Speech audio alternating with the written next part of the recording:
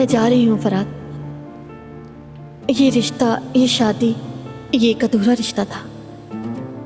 अगर पूछो कि खूबसूरत था तो हाँ, इस हाल में भी खूबसूरत था। मगर ये जिंदगी है, असल जिंदगी, और इस जिंदगी में मेरा काम खिदमत करना है। हाँ, क्या कोई इंसान अपनी जिंदगी के लिए बेहतरीन ख्वाब देख सकता है? बिल्कुल देख सकता है, ये अलग बात है। लेकिन हर दिन को अपने लिए जहर बनाना अलग बात है। मैंने ऐसा नहीं किया। मैंने अपने काम को फर्ज समझा। मुझे शर्म नहीं आई, लेकिन लगता है तुम्हें आएगी। जब लोग सुनेंगे, देखेंगे, तो तुम खुद अपने आप पर पछताओगे।